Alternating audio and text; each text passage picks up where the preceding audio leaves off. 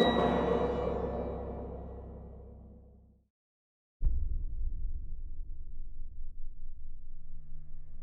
June 13th, 1996, an 18-year-old woman named Angie Dodge failed to turn up for her work at a beauty shop in downtown Idaho Falls.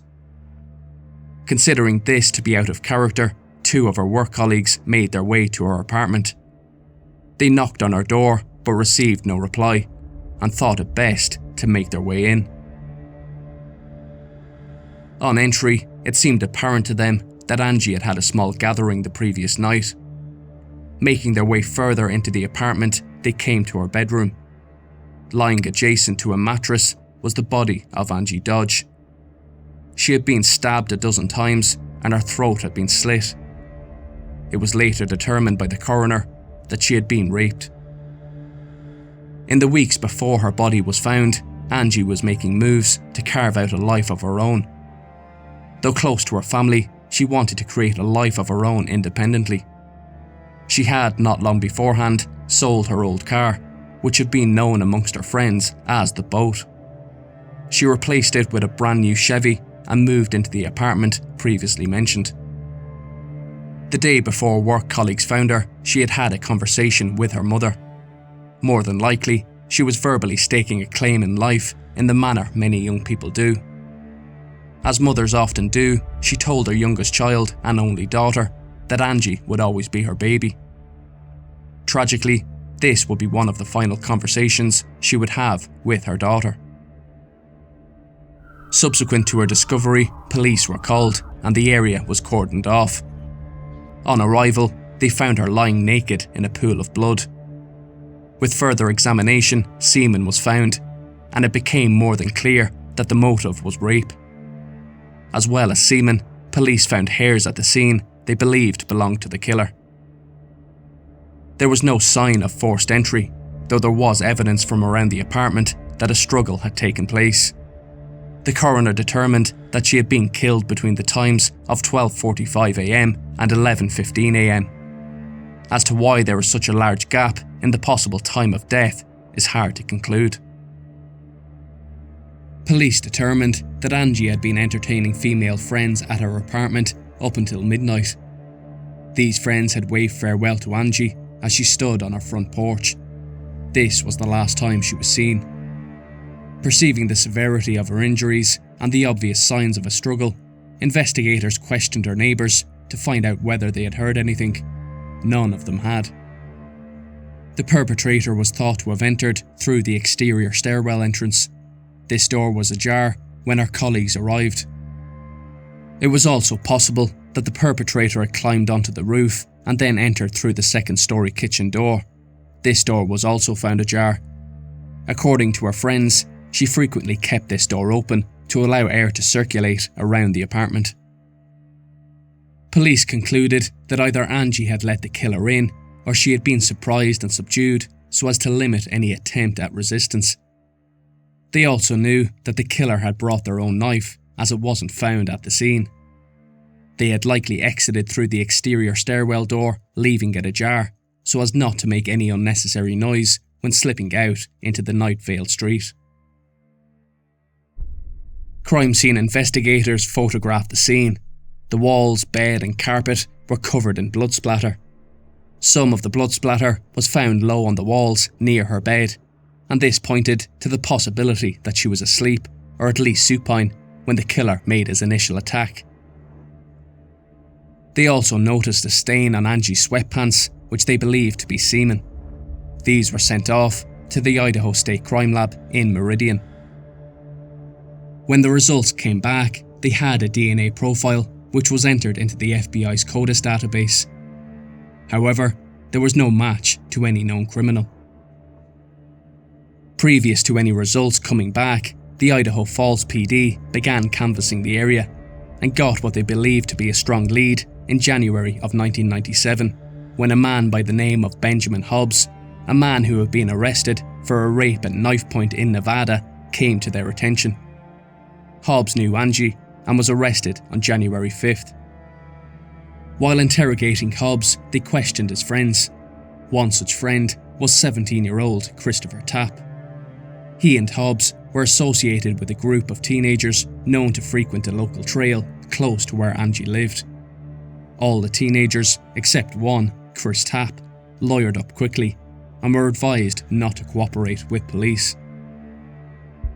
Christopher Tapp wasn't given this advice early on and was frequently brought to the station for interrogation without a parent or lawyer being present. His first police interview came on January 7th, followed by another on the 10th. He was scheduled to meet police on the 11th, but when his family hired an attorney, he was advised not to attend. Police, unhappy with his failure to show up, went to his house and were told by his mother that he would go to the police station on the 13th in the company of his legal counsel. Not willing to wait, law enforcement returned with an arrest warrant and charged Chris with being an accessory to murder. During his first interview on the 7th, Chris had told police neither he nor Hobbs had anything to do with the murder of Angie Dodge. He also told them that he had no information related to the case. By the time of his second interview, however, he told police that Hobbs had killed Angie, after which he asked Chris to provide him with an alibi. Come the 15th of January, Tapp had told police that he had been with Hobbs when Angie was killed. Apparently, the motive revolved around Angie being responsible for attempting to break up Hobbs' marriage. 9 interviews went by before Tapp's parents called a halt. Police, as they had done before, got a warrant for his arrest. On February 3rd, 1997, Chris Tapp was charged with first-degree murder, rape and use of a deadly weapon. Tapp's attorney attempted to suppress the confession on the grounds that it was coerced.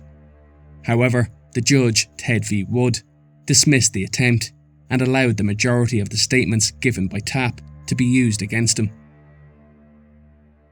During the trial, it was also shown that Chris had a credible alibi. He had spent the night of Angie's death with a woman.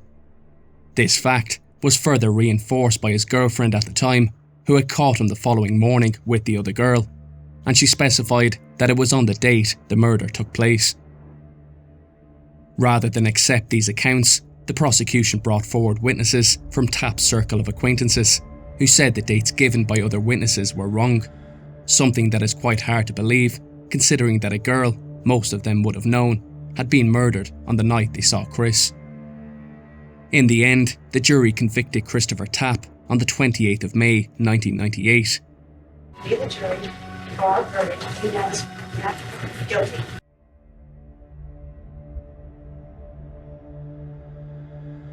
Stand up.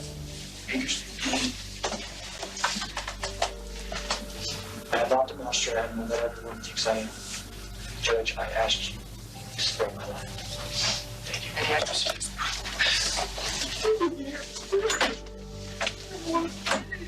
How dare he ask to spare his life when Angie begged for hers? How dare he? How dare he? Later that year, he was sentenced to life in prison with a minimum of 30 years to be served for murder. An additional 10 years were added for rape. Yeah, do you have any questions about the sentence I just imposed? Merry Christmas. Carol Dodge, the mother of Angie, was at first glad to see the man she believed killed her daughter behind bars. As we shall see, this opinion did not last long, particularly after she had seen the interrogations conducted by police. In 2001, Chris recanted his confession and said that he had been coerced. Legal theorists in Boise State University were in alignment with the Idaho Innocent Project organization when they said that police had seen a man, Benjamin Hobbs, who had been arrested for a sexual assault in Nevada and knew Angie.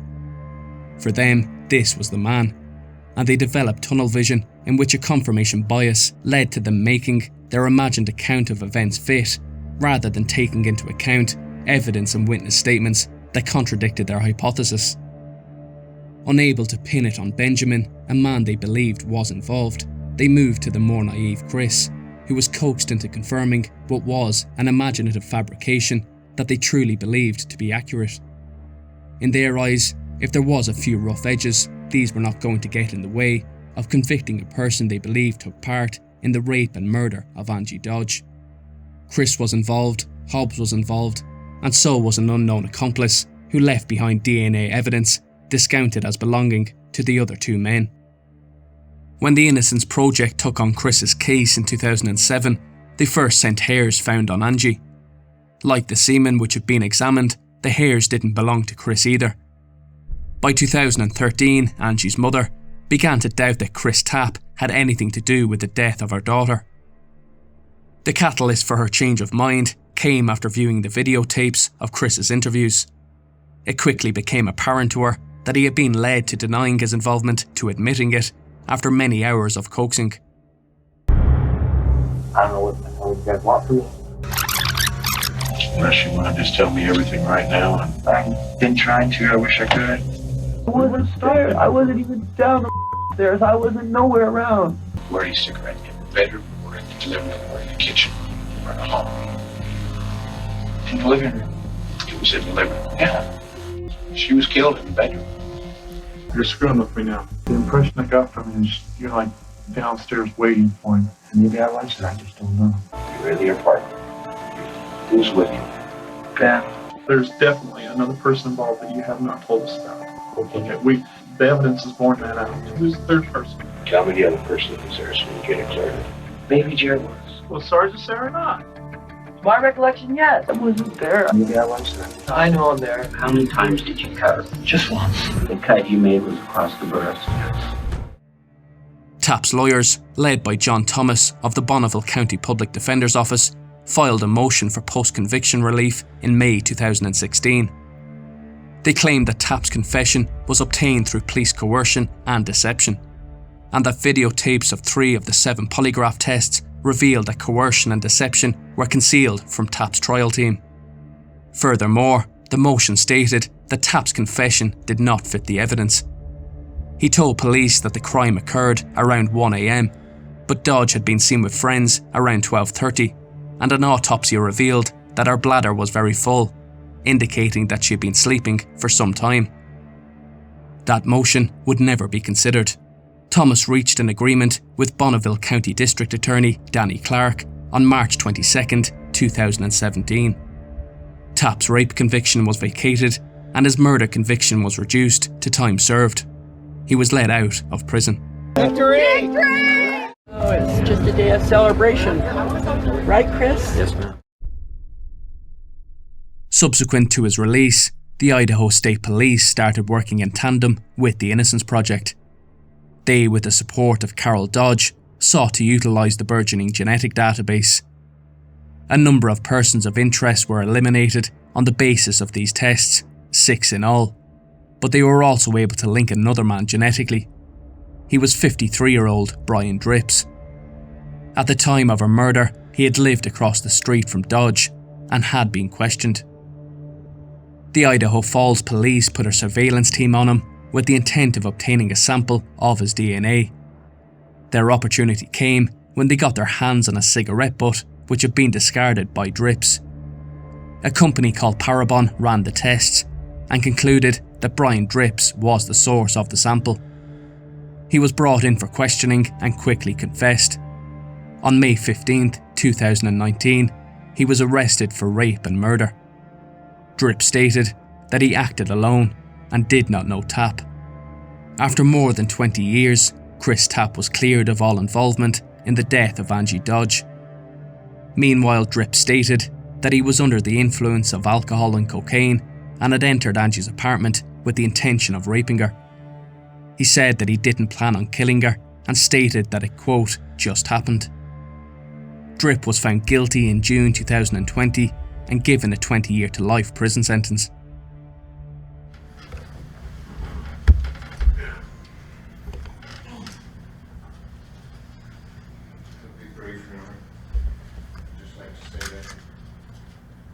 Sorry. Didn't intend for this to happen. I can't imagine what grief I've caused over the last 25 years. I'm not even imagining if it was one of my own.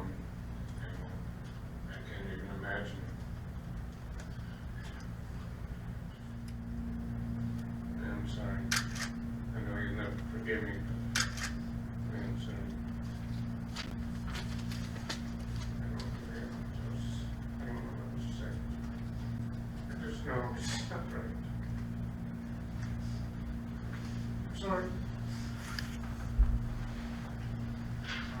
appreciate the recommendations, comments, and impact statements. After 33 years attempting to find the real killer of her daughter, Carol Dodge vented her frustration at her daughter's killer. She stated the following after the sentence had been read.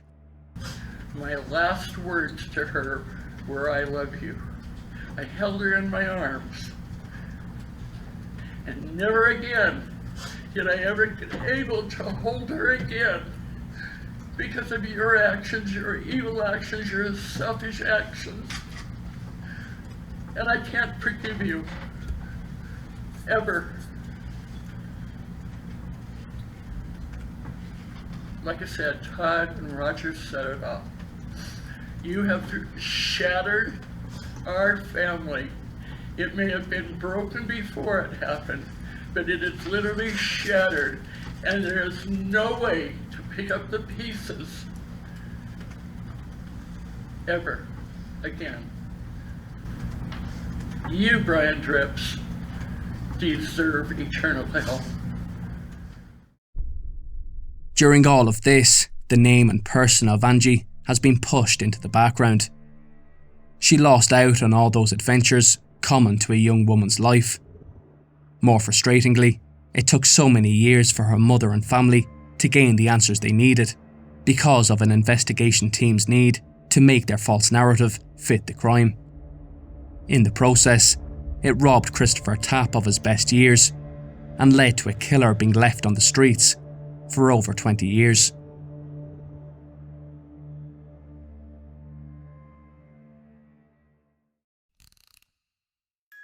Once again, thanks to everyone for watching.